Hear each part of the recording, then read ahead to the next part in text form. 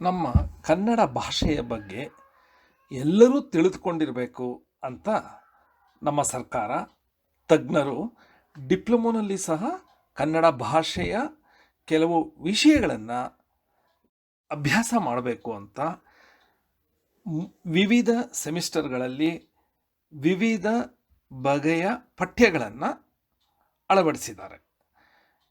ಇದು ಅಂತಿಮ ಪರೀಕ್ಷೆಗೆ ಇಲ್ಲವಾದರೂ ಎಲ್ಲ ವಿದ್ಯಾರ್ಥಿಗಳು ಈ ಕನ್ನಡ ಭಾಷೆಯ ಬಗ್ಗೆ ಓದಿ ಎಲ್ಲ ವಿವರಗಳನ್ನು ತಿಳ್ಕೊಳ್ಳೋದು ಬಹಳ ಮುಖ್ಯ. ಇದು ಅವರ ಜೀವನ ಪೂರ್ತಿ ಉಪಯೋಗ ಆಗುತ್ತೆ ಅನ್ನೋದು ನನ್ನ ಭಾವನೆ. ಈ ನಿಟ್ಟಿನಲ್ಲಿ ಸಾಹಿತ್ಯ ಸಿಂಚನ 2 ಡಿಪ್ಲೊಮೊ 3ನೇ ಸೆಮಿಸ್ಟರ್ ವಿದ್ಯಾರ್ಥಿಗಳಿಗೆ ಡಾಕ್ಟರ್ ಎಲ್ ತಿಮ್ಮೇಶ್ ಅವರು ರಚಿಸಿರುವ ಸಾಹಿತ್ಯ ಸಿಂಚನ 2 ಈ ಪುಸ್ತಕದ ಪಠ್ಯವನ್ನು ನಾನು ನಿಮಗೆ ವಿವರಿಸೋದಕ್ಕೆ ಇಷ್ಟಪಡ್ತೇನೆ. ಈ ಪಠ್ಯದಲ್ಲಿ ಒಟ್ಟು 12 ಅಧ್ಯಾಯಗಳಿವೆ. ಕನ್ನಡ ಭಾಷೆ, ಸಂಸ್ಕೃತಿ, ಸಾಹಿತ್ಯ, ಪರಂಪರೆ, ಇತಿಹಾಸ, ಭಾಷೆಯ ವಿವಿಧ ಘಟ್ಟದ ಭಾಷಾ ಬಳಕೆಯ ವಿಶಿಷ್ಟತೆ, ಈ ಎಲ್ಲವನ್ನು ಈ ಪುಸ್ತಕದಲ್ಲಿ ವಿವಿಧ ಅಧ್ಯಾಯಗಳಲ್ಲಿ ಹೇಳಲಾಗಿದೆ. ಮೊದಲನೆಯ ಘಟಕ ಅಂದರೆ ಮೊದಲನೆಯ ಚಾಪ್ಟರ್ ಹೊಸಗನ್ನಡ ಸಾಹಿತ್ಯ ಚರಿತ್ರೆಯ ಪ್ರಭಾವಗಳು ಮತ್ತು ಪ್ರೇರಣೆಗಳು. ಈ ಘಟಕದಲ್ಲಿ ನಾವು 5 ವಿಷಯಗಳನ್ನು ತಿಳ್ಕೊತೀವಿ. ಯಾವ್ಯಾವುದು ಅಂದರೆ ಹೊಸಗನ್ನಡ ಸಾಹಿತ್ಯ ಚರಿತ್ರೆಯ ಪ್ರಾರಂಭ ಹೇಗಾಯಿತು, ಹೊಸಗನ್ನಡ ಸಾಹಿತ್ಯ ಕಾಲವು ಅರುಣೋದಯ ಕಾಲ ಅಂತ ಯಾಕೆ ಕರೀತಾ ಇದ್ರು, ಹೊಸಗನ್ನಡ ಸಾಹಿತ್ಯ ರಚನೆಯ ವಿವಿಧ ಹಂತಗಳು, ಕನ್ನಡ ಭಾಷೆ ಮತ್ತು ಸಾಹಿತ್ಯದ ಚಟುವಟಿಕೆಗಳಲ್ಲಿ ಭಾಗಿಯಾದ ಮೊದಲಿಗರು ಯಾರ್ಯಾರು ಮತ್ತು ಹೊಸಗನ್ನಡ ಸಾಹಿತ್ಯ ಪ್ರಕಾರಗಳು ಯಾವ್ಯಾವುದು, ಈ ಎಲ್ಲ ವಿಷಯಗಳನ್ನು ಈ ಘಟಕ 1ರಲ್ಲಿ ನೀಡಲಾಗಿದೆ. ಈ ಅಧ್ಯಾಯದ ಮೊದಲ ಅಂಶ ಅಥವಾ ಮೊದಲ ವಿಷಯ ಹೊಸಗನ್ನಡ ಸಾಹಿತ್ಯ ಚರಿತ್ರೆಯ ಪ್ರಾರಂಭ. ಏನಿದು ಹೊಸಗನ್ನಡ? ಆದರೆ ಬೇರೆ ಕನ್ನಡಗಳು ಯಾವ್ಯಾವುದು ನಿಮಗೆಲ್ಲ ಗೊತ್ತಿರಬಹುದು. ಕನ್ನಡವನ್ನು 4 ಕಾಲಮಾನಗಳಲ್ಲಿ ವಿಂಗಡಿಸಲಾಗಿದೆ.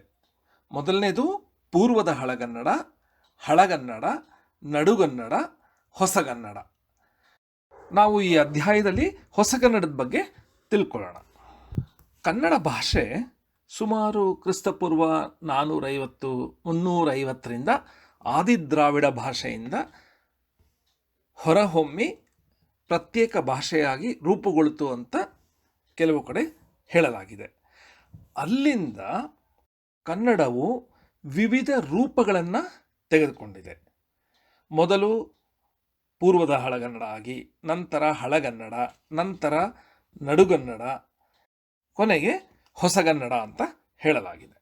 ಕ್ರಿಸ್ತಪೂರ್ವ 450 ಅಥವಾ 350ರಲ್ಲೇ ಕನ್ನಡ ರೂಪುಗೊಂಡರೂ ಅದರ ಮೊದಲ ಲಿಖಿತ ಭಾಷೆಯಾಗಿ ನಮಗೆ ಕಾಣ್ತಿರೋದು ಹಲ್ಮಿಡಿ ಶಾಸನ. ಅದು ಕ್ರಿಸ್ತಶಕ 450ರಲ್ಲಿ ರಚಿತವಾಗ್ತು ಅಂತ ಹೇಳಲಾಗತ್ತೆ. ಸಾಹಿತ್ಯ ನೋಡಿದ್ರೆ ಕವಿರಾಜ ಮಾರ್ಗ ಶ್ರೀ ವಿಜಯ ಬರೆದಿರೋದು ಕ್ರಿಸ್ತಶಕ 850ರಲ್ಲಿ ಇದು ರಚಿತವಾಗಿದೆ. ನಂತರ ಹಲವಾರು ಖ್ಯಾತ ಕವಿಗಳು ಕನ್ನಡ ಸಾಹಿತ್ಯಕ್ಕೆ ತಮ್ಮ ಕೊಡುಗೆಯನ್ನು ನೀಡಿದ್ದಾರೆ. ಹಾಗೂ ಆಯಾ ಸಾಹಿತ್ಯದ ಪ್ರಕಾರಗಳು ಅಥವಾ ಆಯಾ ಸಾಹಿತಿಗಳ ಹೆಸರಿಗೆ ತಕ್ಕಂತೆ ಈ ಪ್ರಾಚೀನ ಕನ್ನಡ ಸಾಹಿತ್ಯದ ಚರಿತ್ರೆಯನ್ನು ವಿವಿಧ ಯುಗಗಳಾಗಿ ಹೇಳಲಾಗಿದೆ. ಪಂಪಯುಗ, ಬಸವಯುಗ, ಹರಿದಾಸ ಪರಂಪರೆಯ ಯುಗ, ಕುಮಾರವ್ಯಾಸ ಯುಗ, ದಾಸ ಸಾಹಿತ್ಯ ಯುಗ, ಜಾನಪದ ಸಾಹಿತ್ಯ, ತ್ರಿಪದಿ ಸಾಹಿತ್ಯ, ತತ್ವಪದಗಳು, ಮಹಿಳಾ ಸಾಹಿತ್ಯ, ನಡುಗನ್ನಡ ಸಾಹಿತ್ಯ, ಹೀಗೆ ವಿವಿಧ ಆಯಾಮಗಳನ್ನು ಕನ್ನಡ ಸಾಹಿತ್ಯ ನೋಡಿದೆ. ಈಗ ಹೊಸಗನ್ನಡ ಸಾಹಿತ್ಯದ ಕಾಲವು ಅರುಣೋದಯ ಕಾಲ ಅಂತ ಯಾಕೆ ಹೇಳಲಾಗ್ತಿದೆ ಅಂತ ನೋಡೋಣ. 19ನೇ ಶತಮಾನ ಅಂದರೆ 19ನೇ ಶತಮಾನ ಯಾವಾಗಲಿಂದ ಪ್ರಾರಂಭ ಆಗುತ್ತೆ? 1801ರಿಂದ. ಈಗ ನಾವು 2022ರಲ್ಲಿದ್ದೀವಿ. ನಾವು ಇದಕ್ಕೆ 21ನೇ ಶತಮಾನ ಅಂತ ಹೇಳ್ತೀವಿ. ಹಾಗೆ 19ನೇ ಶತಮಾನ ಅಂದರೆ 1800ರಿಂದ ಪ್ರಾರಂಭ ಆಗುತ್ತೆ. ಈ 19ನೇ ಶತಮಾನದಲ್ಲಿ ಕನ್ನಡ ಸಾಹಿತ್ಯ ಚರಿತ್ರೆಯಲ್ಲಿ ಹಲವಾರು ಬದಲಾವಣೆಗಳು ಆಗತ್ತೆ. ಯಾಕೆ? ಆಧುನಿಕ ಜಗತ್ತಿನ ಸಂಪರ್ಕ ಸಿಗುತ್ತೆ, ಇಂಗ್ಲಿಷ್ ಭಾಷೆಯ ವಿಷಯ ಗೊತ್ತಾಗುತ್ತೆ, ಆಧುನಿಕ ಶಿಕ್ಷಣ ಕ್ರಮಗಳು ಬರುತ್ತೆ, ಹಾಗೂ ಕ್ರಿಶ್ಚಿಯನ್ ಮಿಷನರಿಗಳ ಪ್ರಭಾವ ಮತ್ತು ಪ್ರೇರಣೆ ಇರುತ್ತೆ, ಭಾರತ ಸ್ವತಂತ್ರದ ಚಳುವಳಿಯ ಪ್ರೇರಣೆ ಇರುತ್ತೆ, ಸಾಮಾಜಿಕ ಬದಲಾವಣೆಗಳ ಆಗೋದಕ್ಕೆ ಪ್ರಾರಂಭವಾಗುತ್ತೆ. ಈ ಎಲ್ಲ ಬದಲಾವಣೆಗಳಿಂದ ಹೊಸಗನ್ನಡ ಅಥವಾ ಅರುಣೋದಯ ಕಾಲದಲ್ಲಿ ಸಾಹಿತ್ಯ ಚರಿತ್ರೆ ನವ ಚೈತನ್ಯದಿಂದ ಪ್ರಾರಂಭವಾಯಿತು ಅಂತ ಹೇಳಬಹುದು. ಇದೇ ಸಮಯದಲ್ಲಿ ಹಲವಾರು ಕ್ರಾಂತಿಕಾರಿ ವಿಚಾರಗಳು ಹೊರಕ್ಕೆ ಬರುತ್ತೆ. ಸಹಸ್ರಾರು ವರ್ಷಗಳಿಂದ ಜಡ್ಡುಗಟ್ಟಿ ಹೋದಂಥ ಹಳೆಯ ವಿಚಾರಗಳ ಬದಲು ಹೊಸ ವಿಚಾರಗಳು ಬರೋದಕ್ಕೆ ಶುರುವಾಗುತ್ತೆ. ಅದುವರೆಗೂ ಬಹುತೇಕ ಸಾಹಿತ್ಯ ಧರ್ಮ, ದೇವರು, ಪುರಾಣ, ರಾಜಮನೆತನಗಳ ಬಗ್ಗೆ, ಶ್ರೀಮಂತ ವರ್ಗದ ವೈಭವೀಕರಣದ ಬಗ್ಗೆ ಮಾತ್ರ ಇರ್ತಾ ಇತ್ತು. ನಂತರ ಅರುಣೋದಯ ಕಾಲದಲ್ಲಿ ಹೊಸ ಸಮಾಜವನ್ನು ಸೃಷ್ಟಿಸಲು ಅವಶ್ಯಕವಾದ ಹೊಸ ಬಗೆಯ ಸಾಹಿತ್ಯಗಳು ಬಂದರು ಹಾಗೂ ಹೊಸ ಬಗೆಯ ಸಾಹಿತ್ಯಗಳು ರೂಪುಗೊಳ್ತು ಅಂತ ಹೇಳಬಹುದು. ಈ 19ನೇ ಶತಮಾನದಲ್ಲಿ ನಡೆದ ಈ ವಿದ್ಯಮಾನಗಳು ಮುಂದಿನ ದಿನಗಳಲ್ಲಿ ಕನ್ನಡ ಸಾಹಿತ್ಯ ಅಂತಾರಾಷ್ಟ್ರೀಯ ಮಟ್ಟದಲ್ಲಿ ಖ್ಯಾತಿ ಪಡೆದು ಪ್ರಬಲ ಸಾಹಿತ್ಯವಾಗಿ ರೂಪುಗೊಳ್ಳಲು ಸಹ ಕಾರಣವಾಯಿತು ಅನ್ನೋದನ್ನು ಹೇಳಬಹುದು. ಇನ್ನು ಹೊಸಗನ್ನಡ ಸಾಹಿತ್ಯ ರಚನೆಯ ವಿವಿಧ ಹಂತಗಳು ಯಾವ್ಯಾವುದು ಅಂತ ನೋಡೋಣ. 19ನೇ ಶತಮಾನದ ಮಧ್ಯಭಾಗದ ಹೊತ್ತಿಗೆ ಅಂದರೆ 1850ರ ಸುಮಾರಿಗೆ ಕನ್ನಡ ಸಾಹಿತ್ಯ ಸಂಪೂರ್ಣ ನೀರಸವಾಗೋಯಿತು ಅಂತ ಹೇಳಬಹುದು. ಕರ್ನಾಟಕ ಸಂಪೂರ್ಣವಾಗಿ ಬ್ರಿಟಿಷರ ಆಡಳಿತದಲ್ಲಿತ್ತು. ಇಂಗ್ಲಿಷ್ ಶಿಕ್ಷಣ ಎಲ್ಲೆಲ್ಲೂ ಶುರು ಆಗ್ತಾ ಇತ್ತು. ಆದರೆ ಈ ಇಂಗ್ಲಿಷ್ ಭಾಷೆಯ ಸಾಹಿತ್ಯವನ್ನು ಅಧ್ಯಯನ ಮಾಡಿದ ಕನ್ನಡ ಜನರು ಅವರಲ್ಲಿ ಆತ್ಮಾಭಿಮಾನ ಮೂಡಿ ನಮ್ಮ ಭಾಷೆಯಲ್ಲೂ ಸಹ ಅಂತಹ ಸಾಹಿತ್ಯನ ಸೃಷ್ಟಿಸಬೇಕು ಅಂತ ಅವರು ನಿರ್ಧರಿಸಿದರು. ಮೊದಲು ಈ ಕಾರ್ಯ ಅನುವಾದಗಳ ಮೂಲಕ ನಡೀತು. ನಂತರ ಕನ್ನಡದಲ್ಲೇ ಉತ್ತಮ ಕಾವ್ಯಗಳು ಸಹ ರಚನೆಗೊಂಡಿತು. ಆ ಇಂಗ್ಲಿಷ್ ಸಾಹಿತ್ಯದ ಸ್ವಾತಂತ್ರ್ಯ, ಸೌಲಭ್ಯ, ರೀತಿ, ರಸಪುಷ್ಟಿಗಳು ಕನ್ನಡದಲ್ಲಿ ಸಹ ಬರೋದಕ್ಕೆ ಪ್ರಾರಂಭ ಆಯಿತು.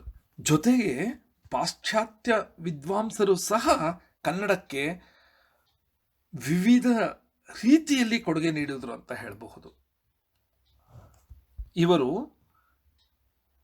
ಕರ್ನಾಟಕದ ಜನಜೀವನದಲ್ಲಿ ಬೆರೆತುಕೊಂಡು ಇಲ್ಲಿನ ಸಾಹಿತ್ಯ ಸಂಸ್ಕೃತಿಯನ್ನು ಅಧ್ಯಯನ ಮಾಡಿ ಹಲವು ಪ್ರಾಚೀನ ಗ್ರಂಥಗಳನ್ನು ಸಂಪಾದಿಸಿ ಪ್ರಕಟಿಸಿದರಲ್ಲದೆ ಕನ್ನಡ ಭಾಷಾ ಸ್ವರೂಪವನ್ನು ದಿಗ್ದರ್ಶಿಸಬಲ್ಲ ವ್ಯಾಕರಣ, ಛಂದಸ್ಸು, ನಿಘಂಟು ಮೊದಲಾದ ಗ್ರಂಥಗಳನ್ನು ರಚಿಸಿದರು. ಈಗಲೂ ಸಹ ನಮಗೆ ಕಿಟಲ್ ಡಿಕ್ಷನರಿ ಬಹಳ ಮುಖ್ಯವಾದ ಪ್ರಮುಖವಾದ ಡಿಕ್ಷನರಿ ಅಂತ ಹೇಳಬಹುದು. ಕಿಟಲ್ ಅವರು ರಚಿಸಿದ್ದು, ಪಾಶ್ಚಾತ್ಯ ವಿದ್ವಾಂಸರು. ಕನ್ನಡ ಭಾಷೆ ಮತ್ತು ಸಾಹಿತ್ಯದ ಚಟುವಟಿಕೆಗಳಲ್ಲಿ ಮೊದಲು ಯಾರು ಭಾಗಿಯಾಗಿದ್ದರು ಈ ಹೊಸಗನ್ನಡ ಕಾಲದಲ್ಲಿ ಅಂತ ನೋಡೋಣ.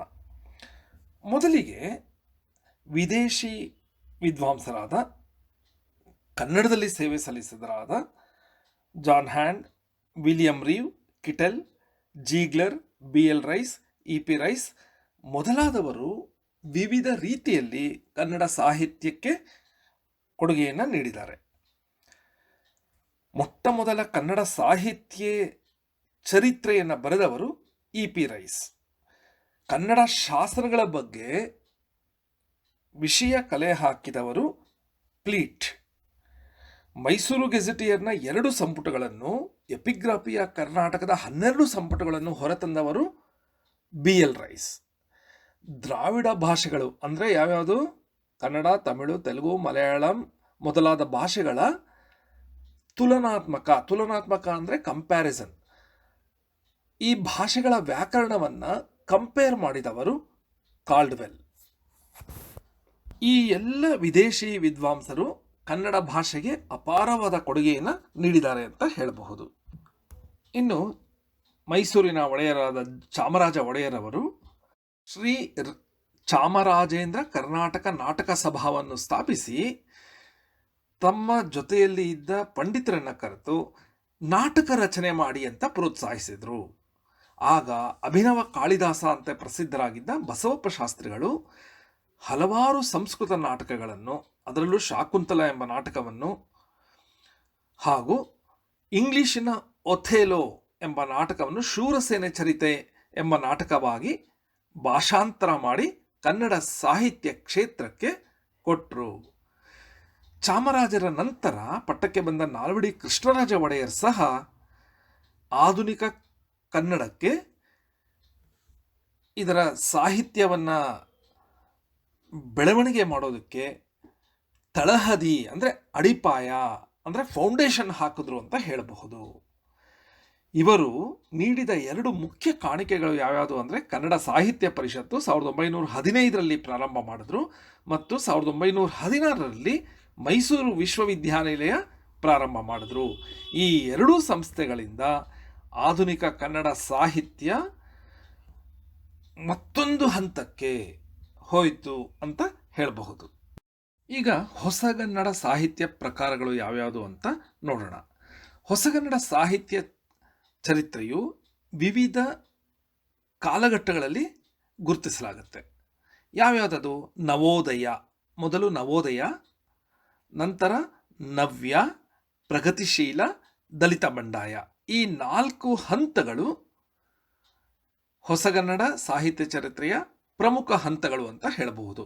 ಪ್ರತಿಯೊಂದು ಹಂತದಲ್ಲೂ ವಿವಿಧ ಬಗೆಯ ಸಾಹಿತ್ಯಗಳು ರಚಿತವಾಗಿದೆ, ವಿವಿಧ ಹಿನ್ನೆಲೆಯಲ್ಲಿ ಸಾಹಿತ್ಯಗಳು ರಚಿತವಾಗಿದೆ ಅಂತ ಹೇಳೋದು. ಈಗ ಕನ್ನಡ ಸಾಹಿತ್ಯದ ಪ್ರಮುಖ ಪ್ರಕಾರಗಳು ಯಾವ್ಯಾವುದು? ಭಾವಗೀತೆ, ಕಥನ ಕಾವ್ಯ, ಮಹಾಕಾವ್ಯ, ನಾಟಕ, ಕಾದಂಬರಿ, ಸಣ್ಣ ಕಥೆ, ಜಾನಪದ, ಲಲಿತ ಪ್ರಬಂಧ, ಕವಿಚರಿತೆ, ಆತ್ಮಚರಿತ್ರೆ, ಸಾಹಿತ್ಯ ವಿಮರ್ಶೆ, ಪ್ರವಾಸ ಕಥನ, ವಿಜ್ಞಾನ ಮತ್ತು ತಂತ್ರಜ್ಞಾನ ಬರಹಗಳು, ಸ್ತ್ರೀ ಸಾಹಿತ್ಯ, ಮಕ್ಕಳ ಸಾಹಿತ್ಯ, ಸಂಶೋಧನೆ, ಸಂಪಾದನೆ, ಇವೆಲ್ಲ ವಿವಿಧ ಸಾಹಿತ್ಯ ಪ್ರಕಾರಗಳು ಅಂತ ಹೇಳಬಹುದು. ಈಗ ಮೊದಲು ಹೇಳಿದ 4 ಹಂತಗಳು, ಹೊಸಗನ್ನಡ ಸಾಹಿತ್ಯದ 4 ಹಂತಗಳು ಯಾವ್ಯಾವುದು ಅಂತ ನೋಡೋಣ. ಮೊದಲು ನವೋದಯ ಕಾಲ. ಈ ನವೋದಯ ಕಾಲದಲ್ಲಿ ಪ್ರಾಚೀನ ಕನ್ನಡ ಸಾಹಿತ್ಯದ ಸತ್ವವನ್ನು ಇಟ್ಕೊಂಡು ಪಾಶ್ಚಾತ್ಯ ವಿದ್ಯಾಭ್ಯಾಸದಿಂದ ಬಂದ ಹೊಸ ಭಾವನೆಗಳನ್ನು ಅಳವಡಿಸಿಕೊಂಡು ಹೊಸತು, ಹಳತು, ನಮ್ಮದು, ಬೇರೆಯವರದು ಎಲ್ಲವನ್ನೂ ಹೊಂದಿಸಿಕೊಂಡು ಆಧುನಿಕ ನವೋದಯ ಸಾಹಿತ್ಯ ಶ್ರೀಮಂತವಾಯಿತು ಅಂತ ಹೇಳಬಹುದು. ಇದರ ಆರಂಭದ ಕೀರ್ತಿ BM ಶ್ರೀಕಂಠಯ್ಯ ಅವರಿಗೆ ಸಲ್ಲುತ್ತೆ. ಇಂಗ್ಲಿಷ್ ಭಾಷೆಯಲ್ಲಿ ಬಂದ ರೊಮ್ಯಾಂಟಿಕ್ ಕವಿಗಳ ಕವನವನ್ನು ಕನ್ನಡಕ್ಕೆ ಭಾಷಾಂತರ ಮಾಡಿ ಇಂಗ್ಲಿಷ್ ಗೀತೆಗಳು ಅಂತ ರಚಿಸಿದ್ದು ನವೋದಯ ಸಾಹಿತ್ಯದ ಪ್ರಥಮ ಹೆಜ್ಜೆ ಅಂತ ಹೇಳಬಹುದು. ನಂತರ ಕುವೆಂಪುರವರ ರಾಮಾಯಣ ದರ್ಶನಂ, ದ.ರಾ ಬೇಂದ್ರೆಯವರ ಹಲವಾರು ಕವನಗಳು ಹಾಗೂ ಶಿವರಾಮ್ ಕಾರಂತರು, ಮಾಸ್ತಿ ವೆಂಕಟೇಶ ಅಯ್ಯಂಗಾರರು ಇವರುಗಳೆಲ್ಲ ನವೋದಯ ಕಾಲದ ಕವಿಗಳು ಅಂತ ಗುರುತಿಸಲಾಗುತ್ತೆ.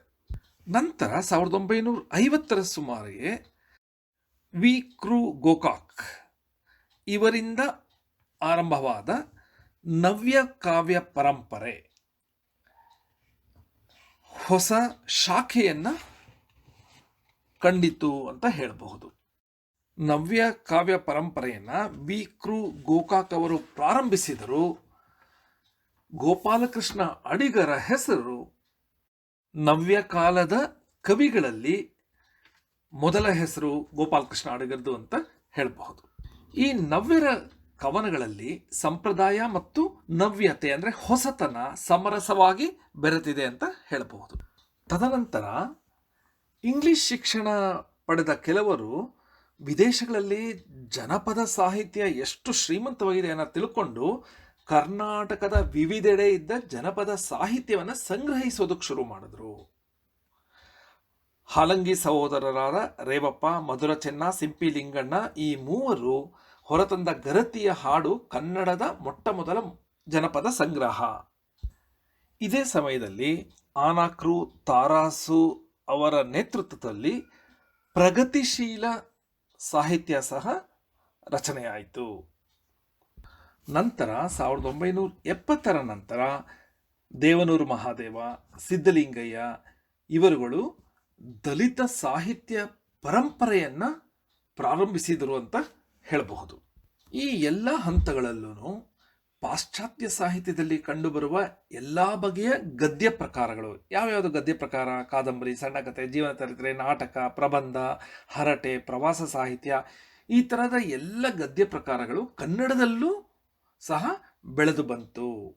ಹಲವಾರು ಕೃತಿಗಳು ರಚನೆಯಾಯಿತು. ಅದರಲ್ಲೂ ಗದ್ಯ ಪ್ರಕಾರಗಳಲ್ಲಿ ಕಾದಂಬರಿ ಅತ್ಯಂತ ಜನಪ್ರಿಯವಾಯಿತು. ಈಗಿನ ಕಾಲದ ವಿದ್ಯಾರ್ಥಿಗಳಿಗೆ ಕಾದಂಬರಿಗಳಲ್ಲಿ ಆಸಕ್ತಿ ಕಡಿಮೆ ಇರಬಹುದು. ಅದು ಯಾಕೆ ಅಂತ ಈಗ ಅದ್ರ ಬಗ್ಗೆ ನಾನು ಮಾತಾಡೋಕ್ಕೆ ಹೋಗಲ್ಲ.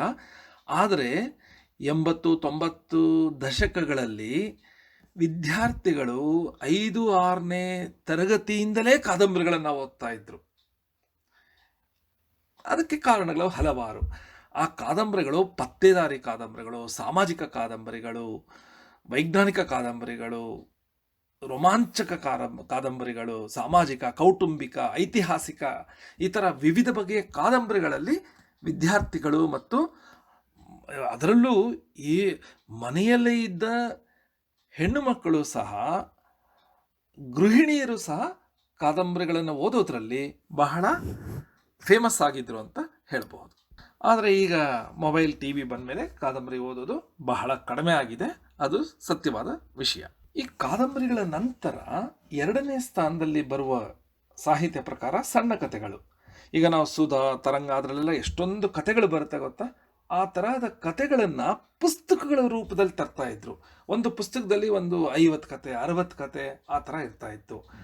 ಆ ಥರ ಸಣ್ಣ ಕಥೆಗಳನ್ನು ಬರೆದವರಲ್ಲಿ ಕುವೆಂಪು, ಗೋರೂರು ರಾಮಸ್ವಾಮಿ ಅಯ್ಯಂಗಾರ್, ಚದುರಂಗ, ಯಶವಂತ ಚಿತ್ತಾಲ್, ಶಾಂತಿನಾಥ ದೇಸಾಯಿ, ಅಶ್ವತ್ಥ, ಆನಾಕ್ರು, ಗೌರಮ್ಮ, ಯು ಆರ್ ಅನಂತಮೂರ್ತಿ, ಪೂರ್ಣಚಂದ್ರ ತೇಜಸ್ವಿ, ಸದಾಶಿವ, ದೇವನೂರು ಮಹಾದೇವ ಈ ಥರದವರು ಹಲವಾರು ಕೃತಿಗಳನ್ನು ರಚಿಸಿದ್ದಾರೆ.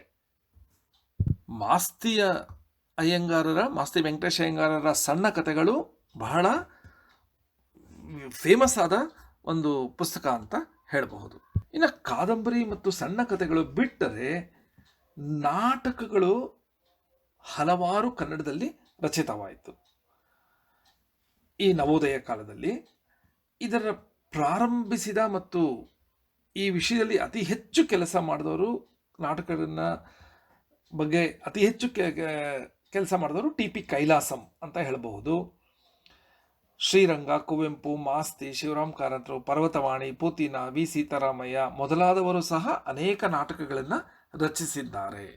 ಹಾಗೂ ಈ ಘಟ್ಟದಲ್ಲಿ, ಆಧುನಿಕ ಕನ್ನಡ ಸಾಹಿತ್ಯದ ಘಟ್ಟದಲ್ಲಿ, ಭಾರತೀಯ ಸಾಹಿತ್ಯದಲ್ಲಿ ಕನ್ನಡ ಸಾಹಿತ್ಯ ಅತಿ ಹೆಚ್ಚಿನ ಮಟ್ಟಕ್ಕೆ ಹೋಗಿ ಅತಿ ಹೆಚ್ಚು ಜ್ಞಾನಪೀಠ ಪ್ರಶಸ್ತಿಗಳನ್ನು, ಸರಸ್ವತಿ ಸನ್ಮಾನ ಪ್ರಶಸ್ತಿಗಳನ್ನು ಸಹ ಕನ್ನಡ ಭಾಷೆ ಪಡೆದುಕೊಂಡಿತು. ಕನ್ನಡ ನಾಡು, ನುಡಿ, ಸಂಸ್ಕೃತಿ, ಪರಂಪರೆ ಮತ್ತು ಸಾಹಿತ್ಯ ನಮ್ಮೆಲ್ಲರ ಹೆಮ್ಮೆಯಾಗಿದೆ ಅಂತ ಹೇಳ್ಬಹುದು. ಈ ಪಾಠದಲ್ಲಿ ಅಭ್ಯಾಸದ ಚಟುವಟಿಕೆಗಳು ಯಾವ್ಯಾವುದು ಅಂತ ನೋಡೋಣ. ಬಹು ಆಯ್ಕೆ ಮಾದರಿ ಪ್ರಶ್ನೆಗಳು. ಹೊಸಗನ್ನಡ ಸಾಹಿತ್ಯ ಚರಿತ್ರೆಯ ಉದಯಕ್ಕೆ ಪ್ರಮುಖ ಕಾರಣಗಳು ಯಾವುವು? ಉತ್ತರ: ಇಂಗ್ಲಿಷ್ ಭಾಷೆ ಮತ್ತು ಕ್ರಿಶ್ಚಿಯನ್ ಮಿಷನರಿಗಳ ಪ್ರಭಾವ. ಕನ್ನಡ ಭಾಷೆಗೆ ಇಲ್ಲಿಯವರೆಗೆ ಎಷ್ಟು ಜ್ಞಾನಪೀಠ ಪ್ರಶಸ್ತಿ ಲಭಿಸಿವೆ? 8. ಹೊಸಗನ್ನಡ ಸಾಹಿತ್ಯ ಚರಿತ್ರೆಯ ಬೆಳವಣಿಗೆಗೆ ಪ್ರಮುಖ ಕಾರಣ ಏನು? ರಾಜಾಶ್ರಯದಿಂದ ಮುಕ್ತಿ ಮತ್ತು ಸ್ವತಂತ್ರ ಮುದ್ರಣಕ್ಕೆ ಅವಕಾಶ. ಮೊಟ್ಟ ಮೊದಲ ಕನ್ನಡ ಸಾಹಿತ್ಯ ಚರಿತ್ರೆಯನ್ನು ಬರೆದ ಕೀರ್ತಿ ಯಾರಿಗೆ ಸಲ್ಲುತ್ತೆ? E.P. ರೈಸ್. ಅಭಿನವ ಕಾಳಿದಾಸ ಎಂದು ಯಾರನ್ನು ಕರೆಯಲಾಗುತ್ತೆ? ಬಸವಪ್ಪ ಶಾಸ್ತ್ರಿಗಳು. ಕನ್ನಡದ ಮೊದಲ ಶಿಲಾಶಾಸನ ಯಾವುದು? ಹಲ್ಮಿಡಿ ಶಿಲಾಶಾಸನ ಅಂತ ಇದುವರೆಗೂ ಎಲ್ಲರೂ ನಂಬಿದ್ದು, ಅದು ನಿಮ್ಮ ಪುಸ್ತಕದಲ್ಲೂ ಹಾಗೇ ಇದೆ. ಆದರೆ ಹೊಸದಾಗಿ ತಾಳಗುಂದ ಶಿಲಾಶಾಸನ ಇದಕ್ಕಿಂತ ಹಳೆಯದು ಅಂತ ಇತ್ತೀಚೆಗೆ ಭಾರತದ ಪುರಾತತ್ವ ಇಲಾಖೆ ಪ್ರಕಟಿಸಿದೆ. ಕನ್ನಡ ಸಾಹಿತ್ಯ ಪರಿಷತ್ತು ಪ್ರಾರಂಭವಾದ ವರ್ಷ 1915. ಇಂಗ್ಲಿಷ್ ಗೀತೆಗಳು ಕಮಲ ಸಂಕ್ರಾಂತ ರಚನೆಕಾರರು BM ಶ್ರೀಕಂಠಯ್ಯ. ನವ್ಯ ಕನ್ನಡ ಸಾಹಿತ್ಯ ಪರಂಪರೆಯನ್ನು ಪ್ರಾರಂಭಿಸಿದ ಕೀರ್ತಿ ಯಾರಿಗೆ ಸಲ್ಲುತ್ತದೆ ಅಂದರೆ ವಿ.ಕೃ. ಗೋಕಾಕ್.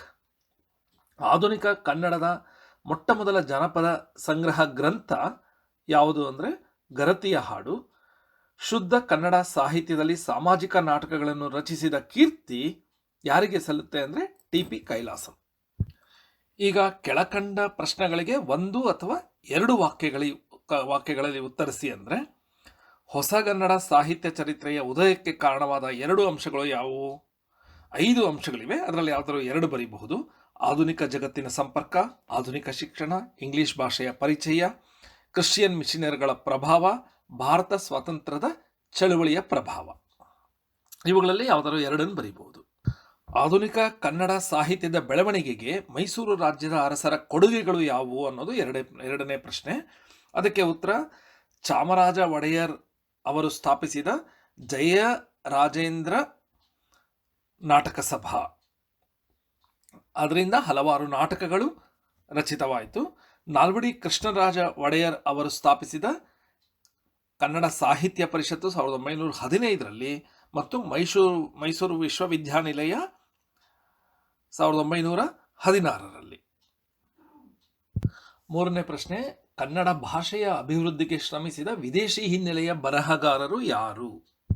ಈ ವಿದೇಶಿ ಹಿನ್ನೆಲೆಯ ಬರಹಗಾರರು ಯಾರ್ಯಾರಂದರೆ John Hand, William Reeve, Kittel, Ziegler, BL Rice, EP Rice. 4ನೇ ಪ್ರಶ್ನೆ, ಕನ್ನಡದ 3 ರಾಷ್ಟ್ರಕವಿಗಳ ಹೆಸರುಗಳನ್ನು ಬರೆಯಿರಿ ಅಂದರೆ ಮಂಜೇಶ್ವರ ಗೋವಿಂದ ಪೈ, ಕುವೆಂಪುರವರು ಮತ್ತು GS ಶಿವರುದ್ರಪ್ಪ. ಜ್ಞಾನಪೀಠ ಪ್ರಶಸ್ತಿ ಪುರಸ್ಕೃತ ಸಾಹಿತಿಗಳ ಹೆಸರನ್ನು ಬರೆಯಿರಿ. 5ನೇ ಪ್ರಶ್ನೆ, ಇದಕ್ಕೆ ಉತ್ತರ ಕುವೆಂಪು, ದ.ರಾ ಬೇಂದ್ರೆ, ಶಿವರಾಮ್ ಕಾರಂತ್, ಮಾಸ್ತಿ ವೆಂಕಟೇಶ ಅಯ್ಯಂಗಾರ್, ವಿ.ಕೃ. ಗೋಕಾಕ್, UR ಅನಂತಮೂರ್ತಿ, ಗಿರೀಶ್ ಕರ್ನಾಡ್, ಚಂದ್ರಶೇಖರ್ ಕಂಬಾರರು. 6ನೇ ಪ್ರಶ್ನೆ, ನವ್ಯ ಕಾಲದ ಪ್ರಮುಖ ಕನ್ನಡ ಸಾಹಿತಿಗಳ ಹೆಸರನ್ನು ಹೆಸರಿಸಿರಿ. ಇದಕ್ಕೆ ಉತ್ತರ ಗೋಪಾಲ್ ಕೃಷ್ಣ ಅಡಿಗರು, BC ರಾಮಚಂದ್ರ ಶರ್ಮಾ, UR ಅನಂತಮೂರ್ತಿ, ಚಂದ್ರಶೇಖರ್ ಕಂಬಾರ್, ಸೂರಂ ಎಕ್ಕುಂಡಿ, ಗಂಗಾಧರ ಚಿತ್ತಾಲರು, ಅಕ್ಬರ್ ಅಲಿ ಮೊದಲಾದವರು. ಕುವೆಂಪುರವರ ಶ್ರೀ ರಾಮಾಯಣ ದರ್ಶನಂ ಕೃತಿಯನ್ನು ಕನ್ನಡ ಸಾಹಿತ್ಯದ ಮೇರುಕೃತಿ ಎಂದು ಕರೆಯಲಾಗುತ್ತದೆ. ಇದಕ್ಕೆ ಕಾರಣವೇನು? 7ನೇ ಪ್ರಶ್ನೆ ಇದು. ಇದಕ್ಕೆ ಉತ್ತರ ಮಹಾಕಾವ್ಯಗಳ ರಚನೆ ಮುಗಿದೇ ಹೋಯಿತು ಅನ್ನುವ ಪರಿಸ್ಥಿತಿಯಲ್ಲಿ ಕುವೆಂಪುರವರು ಶ್ರೀ ರಾಮಾಯಣ ದರ್ಶನಂ ಎನ್ನುವ ಮಹಾಕಾವ್ಯವನ್ನು ರಚಿಸಿದರು. ಇದಕ್ಕಾಗಿ ಅವರಿಗೆ ಜ್ಞಾನಪೀಠ ಪ್ರಶಸ್ತಿ ಸಹ ಸಿಕ್ತು. ಆದ್ದರಿಂದ ಇದು ಕನ್ನಡ ಸಾಹಿತ್ಯದ ಮೇರುಕೃತಿ ಅಂತ ಹೇಳಲಾಗುತ್ತೆ. 8ನೇ ಪ್ರಶ್ನೆ, ಕನ್ನಡ ಸಾಹಿತ್ಯ ಚರಿತ್ರೆಯಲ್ಲಿ ದ.ರಾ ಬೇಂದ್ರೆಯವರ ಸಾಹಿತ್ಯ ಯಾವ ರೀತಿ ವೈವಿಧ್ಯವಾಗಿದೆ ಎಂಬುದನ್ನು ಬರೆಯಿರಿ. ಇದಕ್ಕೆ ಉತ್ತರ ದ.ರಾ ಬೇಂದ್ರೆಯವರ ಕೃತಿಗಳಲ್ಲಿ ಉತ್ತರ ಕರ್ನಾಟಕದ ಭಾಷಾ ಶೈಲಿ ಇರುತ್ತೆ, ಜನಪದ ಧಾಟಿ ಇರುತ್ತೆ, ಆಧ್ಯಾತ್ಮ ಭಾವ ಇರುತ್ತೆ, ಭಾವಗೀತೆಗಳನ್ನು ರಚಿಸಿದ್ದಾರೆ, ಕೌಟುಂಬಿಕ ವಿಷಯಗಳ ಬಗ್ಗೆ ಮಾನಸಿಕ ತುಮುಲವನ್ನು ಅತ್ಯುತ್ತಮವಾಗಿ ತೋರಿಸಿದ್ದಾರೆ, ಗಾಯನಕ್ಕೆ ಸೂಕ್ತವಾಗಿದೆ, ಅತಿ ಸಂವೇದನಾಶೀಲವಾದ ಕವನಗಳನ್ನು ಅವರು ರಚಿಸಿದ್ದಾರೆ. ಇನ್ನು ಈ ಕೆಳಗಿನ ಪ್ರಶ್ನೆಗಳಿಗೆ 8ರಿಂದ 10 ವಾಕ್ಯಗಳಲ್ಲಿ ಉತ್ತರವನ್ನು ಬರೆಯಿರಿ ಅಂತ ಇದೆ. ಮೊದಲನೇ ಪ್ರಶ್ನೆ, ಹೊಸಗನ್ನಡ ಸಾಹಿತ್ಯ ಕಾಲಘಟ್ಟದ ಸಾಹಿತ್ಯ ಸೃಷ್ಟಿಯ ವಿವಿಧ ಆಯಾಮಗಳ ಕುರಿತು ಬರೆಯಿರಿ.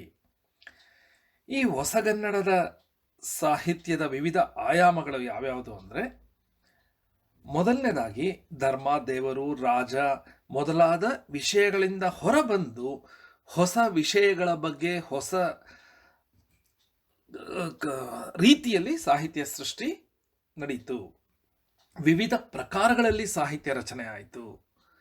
ಇಂಗ್ಲಿಷ್ ಭಾಷೆಯ ಕ್ರಿಶ್ಚಿಯನ್ ಮಿಷನರಿಗಳ ಪ್ರಭಾವ ಮತ್ತು ಪ್ರೇರಣೆ ಇತ್ತು. ವಿದೇಶಿ ವಿದ್ವಾಂಸರ ಕೊಡುಗೆ ಇತ್ತು. ನವೋದಯದಲ್ಲಿ ರೋಮಾಂಚನ ಕೃತಿಗಳು ರಚನೆಯಾಯಿತು. ಪ್ರಗತಿಶೀಲ ಕಾಲದಲ್ಲಿ ಕಮ್ಯುನಿಸ್ಟ್ ಸಿದ್ಧಾಂತದ ಪ್ರತಿಪಾದನೆ ಮಾಡುವ ಕೃತಿಗಳು ರಚನೆಯಾಯಿತು. ನವ್ಯದಲ್ಲಿ ಸಂಪ್ರದಾಯ ಮತ್ತು ನವ್ಯತೆಗಳ ಸಮರಸ ಇತ್ತು. ದಲಿತ ಬಂಡಾಯ ಸಾಹಿತ್ಯದಲ್ಲಿ ಸಮಾಜದ ಅನಿಷ್ಟಗಳನ್ನು ಎತ್ತು ತೋರಿಸುವ ಸಾಹಿತ್ಯ ರಚನೆಯಾಯಿತು. ಇವೆಲ್ಲ ಹೊಸ ಕನ್ನಡ ಸಾಹಿತ್ಯದ ಕಾಲಘಟ್ಟದ ವಿವಿಧ ಆಯಾಮಗಳು ಅಂತ ಹೇಳಬಹುದು. ಎರಡನೇ ಪ್ರಶ್ನೆ, ಕನ್ನಡದ 8 ಜ್ಞಾನಪೀಠ ಪ್ರಶಸ್ತಿ ಕವಿಗಳು ಮತ್ತು ಅವರ ಕೃತಿಗಳನ್ನು ಹೆಸರಿಸಿ. 8 ಜನಕ್ಕೆ ಜ್ಞಾನಪೀಠ ಪ್ರಶಸ್ತಿ ಬಂದಿದೆ. ಈ ಜ್ಞಾನಪೀಠ ಪ್ರಶಸ್ತಿಯನ್ನು 1982ರವರೆಗೆ ಒಬ್ಬ ಸಾಹಿತಿಯ ಒಂದು ಕೃತಿಗೆ ಕೊಡ್ತಾ ಇದ್ರು. 1982ರ ನಂತರ ಒಬ್ಬ ಸಾಹಿತಿ ಅವರು ಸಾಹಿತ್ಯ ಕ್ಷೇತ್ರಕ್ಕೆ ನೀಡಿರುವ ಸಮಗ್ರ ಕೊಡುಗೆಯನ್ನು ಆಧರಿಸಿ ಪ್ರಶಸ್ತಿನ ನೀಡಲಾಗ್ತಾ ಇದೆ. ಕನ್ನಡದ ಕವಿಗಳು ಯಾರ್ಯಾರು ಅಂದರೆ 1967ರಲ್ಲಿ ಕುವೆಂಪುರವರ ಶ್ರೀರಾಮಾಯಣ ದರ್ಶನಂಗೆ ಜ್ಞಾನಪೀಠ ಪ್ರಶಸ್ತಿ ಬಂದಿತ್ತು. 1973ರಲ್ಲಿ ದಾರಾ ಬೇಂದ್ರೆಯವರ ನಾಕುತಂತಿ ಕೃತಿಗೆ, 1977ರಲ್ಲಿ ಶಿವರಾಮ್ ಕಾರಂತರ ಮೂಕಜ್ಜಿಯ ಕನಸುಗಳು. ನಂತರ ಮೊದಲೇ ಹೇಳಿದ ಹಾಗೆ 1982ರಿಂದ ಅವರ ಸಮಗ್ರ ಕೊಡುಗೆಗೆ ಕೊಡಲಾಗ್ತಿತ್ತು. 1983ರಲ್ಲಿ ಮಾಸ್ತಿ ವೆಂಕಟೇಶ್ ಅಯ್ಯಂಗಾರ್ ಅವರ ಕನ್ನಡ ಸಾಹಿತ್ಯಕ್ಕೆ ಸಮಗ್ರ ಕೊಡುಗೆಗಾಗಿ ಜ್ಞಾನಪೀಠ ಪ್ರಶಸ್ತಿ ಬಂತು. ವಿಶೇಷವಾಗಿ ಚಿಕ್ಕವೀರ ರಾಜೇಂದ್ರ ಗ್ರಂಥವನ್ನು ಉಲ್ಲೇಖಿಸಲಾಯಿತು. ನಂತರ 1990ರಲ್ಲಿ ವಿ. ಕೃ. ಗೋಕಾಕ್ ಅವರಿಗೆ ಜ್ಞಾನಪೀಠ ಪ್ರಶಸ್ತಿ ಬಂತು. ಅಲ್ಲೂ ಸಹ ಕನ್ನಡ ಸಾಹಿತ್ಯಕ್ಕೆ ಅವರು ನೀಡಿದ ಸಮಗ್ರ ಕೊಡುಗೆಯನ್ನು ಗಮನಿಸಿ ಅವರಿಗೆ ಪ್ರಶಸ್ತಿ ನೀಡಲಿತ್ತು. ವಿಶೇಷವಾಗಿ ಭಾರತ ಸಿಂಧು ರಶ್ಮಿ ಈ ಗ್ರಂಥವನ್ನು ಉಲ್ಲೇಖಿಸಲಾಗಿತ್ತು. ನಂತರ 1994ರಲ್ಲಿ ಯು. ಆರ್. ಅನಂತಮೂರ್ತಿಯವರಿಗೆ ಸಮಗ್ರ ಸಾಹಿತ್ಯಕ್ಕೆ ಕೊಡುಗೆ ಕೊಟ್ಟಿದ್ದಕ್ಕೆ ಪ್ರಶಸ್ತಿ ನೀಡಲಾಯಿತು. 1998ರಲ್ಲಿ ಗಿರೀಶ್ ಕರ್ನಾಡ್ ಅವರಿಗೆ ಕನ್ನಡ ಸಾಹಿತ್ಯಕ್ಕೆ ಅವರು ನೀಡಿದ ಸಮಗ್ರ ಕೊಡುಗೆಗಾಗಿ, ಅದರಲ್ಲೂ ಯಶಸ್ವಿ ನಾಟಕಗಳಿಗಾಗಿ ಅವರಿಗೆ ಪ್ರಶಸ್ತಿಯನ್ನು ನೀಡಲಾಯಿತು.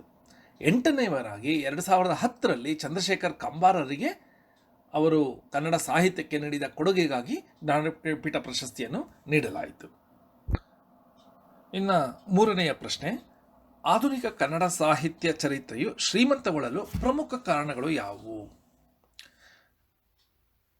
ಮುಖ್ಯವಾಗಿ ಇದಕ್ಕೆ ಉತ್ತರವಾಗಿ ಏನೇನು ಹೇಳ್ಬೋದು ಅಂದರೆ, ಇಂಗ್ಲಿಷ್ ಸಾಹಿತ್ಯದ ಪರಿಚಯ ಆಯಿತು, ಹೊಸ ಬಗೆಯ ಚಿಂತನೆಗಳು ಮೂಡಿಬಂತು, ಹೊರ ಜಗತ್ತಿನ ಪರಿಚಯ ಆಯಿತು, ಹೊರ ಜಗತ್ತಿನಲ್ಲಿ ಬೇರೆ ಬೇರೆ ದೇಶಗಳಲ್ಲಿ ಯಾವ ಯಾವ ಕೃತಿಗಳು ರಚಿತವಾಯಿತು ಅನ್ನೋದೊಂದು ಪರಿಚಯ ಆಯಿತು, ಬೇರೆ ಭಾಷೆಯ ಅನುವಾದಗಳು ಮತ್ತು ರೂಪಾಂತರಗಳು ಕನ್ನಡಕ್ಕೆ ಬಂತು, ಸಮಾಜವನ್ನು ಬದಲಿಸುವ ಪ್ರಯತ್ನಕ್ಕಾಗಿ ಹಲವಾರು ಕೃತಿಗಳು ರಚನೆಯಾಯಿತು, ಪ್ರತಿಭಟನೆಯ ಮತ್ತು ಹೋರಾಟದ ದೃಷ್ಟಿಯಿಂದ ಹಲವಾರು ಕೃತಿಗಳು ರಚನೆಯಾಯಿತು, ಸಾಮಾಜಿಕ ಪಿಡುಗುಗಳ ನಿರ್ಮೂಲನೆಯ ದೃಷ್ಟಿಯಿಂದ ದಲಿತ ಮತ್ತು ಬಂಡಾಯ ಸಾಹಿತ್ಯದ ರೂಪದಲ್ಲಿ ಅನೇಕ ಕೃತಿಗಳು ರಚನೆಯಾಯಿತು. ಇನ್ನು ಈ ಪಾಠದ ಕೊನೆಯ ಪ್ರಶ್ನೆ, 4ನೆಯ ಪ್ರಶ್ನೆ, ಹೊಸಗನ್ನಡ ಸಾಹಿತ್ಯ ಚರಿತ್ರೆಯ ಪ್ರಮುಖ ಪ್ರಕಾರಗಳ ಹೆಸರುಗಳನ್ನು ಬರೆಯಿರಿ.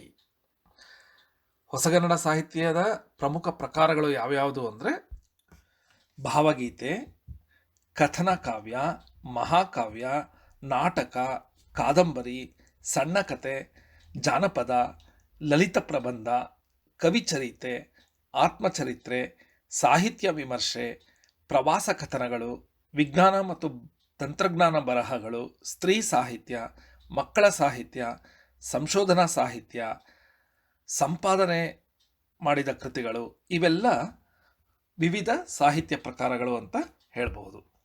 ಇಲ್ಲಿಗೆ ಪಾಠ 1 ಮುಕ್ತಾಯ ಆಯಿತು. ಪಾಠ 1ರಲ್ಲಿ ಏನೇನಿದೆ ಅಂತ ಹೇಳಿದ್ದೆ ಮತ್ತು ಅಭ್ಯಾಸದ ಪ್ರಶ್ನೆಗಳಿಗೆಲ್ಲ ಉತ್ತರ ಕೊಟ್ಟಿದ್ದೇನೆ. ಇದು ನಿಮಗೆ ಇಷ್ಟ ಆದರೆ ಲೈಕ್ ಮಾಡಿ, ಯಾಕಂದರೆ ನನಗೆ ಗೊತ್ತಾಗುತ್ತೆ ಜನಕ್ಕೆ ಮತ್ತು ಹುಡುಗರಿಗೆ ಇದು ಉಪಯೋಗ ಆಗ್ತಾ ಇದೆಯಾ ಇಲ್ವಾ ಅಂತ. ಹಾಗೂ ಏನಾದರೂ ಕಾಮೆಂಟ್ ಮಾಡೋದಿದ್ದರೆ ಕಾಮೆಂಟ್ ಸಹ ಮಾಡಿ. ಧನ್ಯವಾದಗಳು.